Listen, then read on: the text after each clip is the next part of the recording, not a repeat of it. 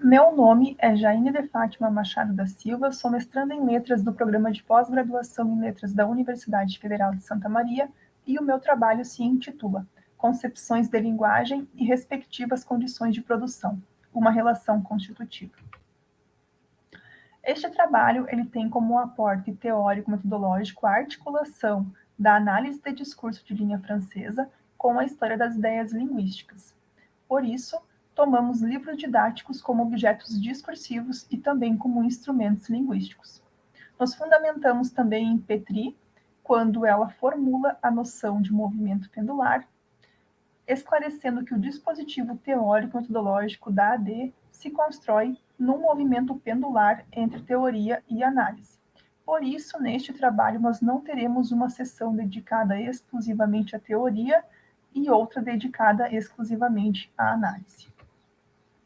O objetivo geral é compreender que concepção ou quais concepções de linguagem estão presentes em livros didáticos de língua portuguesa das décadas de 80 e 90, mais especificamente a partir da seção dedicada ao professor.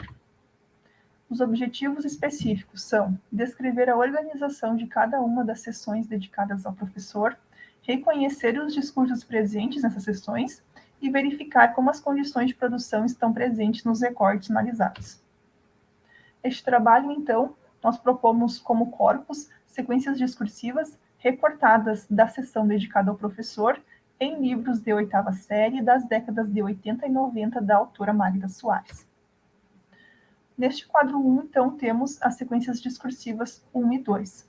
O primeiro livro, Novo Português, através de textos, comunicação e expressão, de 82, e o segundo livro, Português, através de textos, de 1990. Da sequência discursiva número 1 para a sequência discursiva número 2, o que nós temos de diferente é o acréscimo da palavra substituam na sequência discursiva número 2. Então, elas dizem assim: são bem conhecidas as condições de trabalho do professor no Brasil hoje. É preciso dar muitas aulas para sobreviver. Não há quase tempo para preparar essas muitas aulas, nem para corrigir exercícios, muito menos para planejar atividades que complementem ou enriqueçam o livro didático. Então, essa palavra substituam, acrescentada na sequência discursiva 2, nos leva à concepção de o livro didático ser realmente um aparato do qual o professor pode e não é obrigado a utilizar, embora se mantenha da sequência discursiva 1 para 2 a perspectiva um tanto quanto desafiadora da vida do professor no Brasil. Então, na sequência discursiva 2, é aberta a possibilidade para a substituição das atividades do livro didático, mesmo que o que é dito anteriormente praticamente elimine qualquer tentativa de o professor fazer diferente do que é proposto no livro didático. Um elemento que permanece é o advérbio de tempo hoje. Então, levanto aqui a questão. Hoje, em 2023, nós temos a filiação dessa perspectiva a 82 e 90, as condições de trabalho do professor continuam as mesmas que nessas décadas? Sobre as condições de produção e os efeitos de sentido decorrentes, nós temos, no Brasil, dois momentos importantes em que o Estado ele vai intervir drasticamente no rumo que a história das línguas tomaria.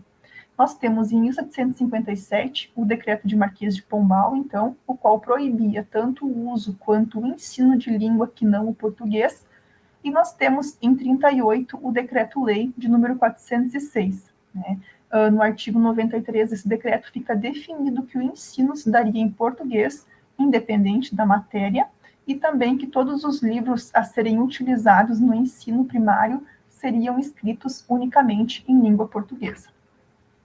Desses regulamentos, nós temos então a manutenção principalmente de dois pontos, do imaginário de que o Brasil é um país monolíngue, ou seja, que a maioria da população do país só conhece e só usa uma língua, e também da ilusão de que a língua materna de todos os brasileiros é a língua portuguesa. É a língua materna, então, a língua cujos falantes a praticam pelo fato de a sociedade em que se nasce a praticar, a língua que se apresenta como primeira para seus falantes. E isso nós podemos ver explicitado a partir do quadro 2, em que a autora vai se referir ao professor de língua portuguesa como o professor de língua materna e também na sequência discursiva 4 ali, habilidades de uso da língua materna e sobre a língua materna. No quadro 3, sequências discursivas 5 e 6, nós temos as concepções, né, de linguagem que são empregadas pela autora. No livro de 82, nós temos então a comunicação como sendo a concepção de linguagem utilizada, e no de 90 nós temos a interação verbal, né, como sendo a concepção de linguagem apresentada. Então, na seção do livro didático da década de 80, o enfoque é a linguagem como instrumento de comunicação, né, e a variedade prestigiada é a variedade padrão. E na seção do livro de 90, nós temos a concepção de ensino em que a linguagem é vista como a forma pela qual se realiza a interação verbal, né, que vai, então, abordar para além da variedade padrão. Algumas considerações para finalizar. Então, as condições históricas, elas são de suma importância para compreender o que é modificado de uma sessão para outra. Na seção do livro de 82, nós vamos ter um livro que ele é veiculado no período de regime militar, né? E no segundo livro, de 90, é de um livro didático deixando o professor, no qual se veicula a partir do fim do regime militar, né? Então, lá onde ocorre a transição para a democracia. E, por fim, questões relacionadas ao ensino, e mais precisamente à língua, elas não vão ocorrer por acaso, né? Elas se desenrolam no desenvolvimento da história e delas são parte constitutiva.